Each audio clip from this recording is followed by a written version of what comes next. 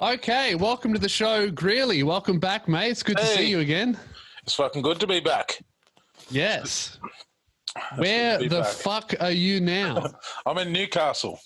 Okay, so you're probably the most nomadic person I've ever met in my life. So normally, like human civilization, nomad was like our default. We moved around, but then we like worked out society, and you were just like, nah, fuck that. I'm gonna live everywhere.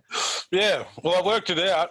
I've only been home one night since our last podcast.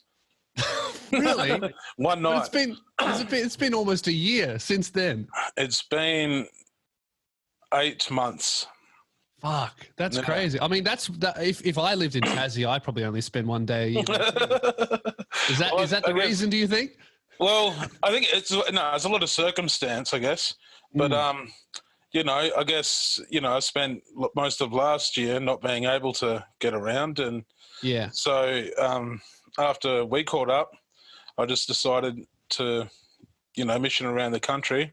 It's a bit of a story, but and here I am in Newcastle. Well, can you, with the COVID restrictions, you can't even go home if you wanted to. Is that right? I can now, but I have to quarantine at the residence for 2 weeks.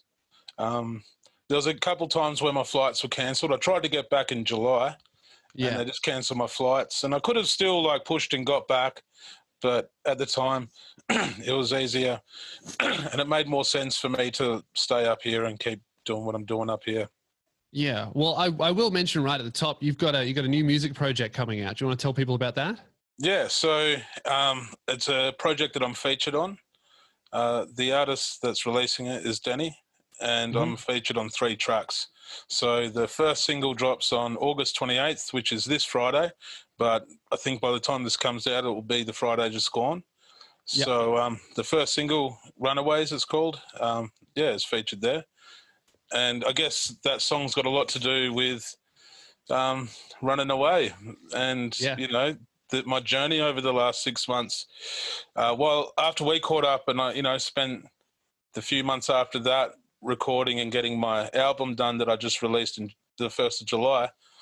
And that's Risden Wisdom, and that's your about your time in prison. Is that fair to say?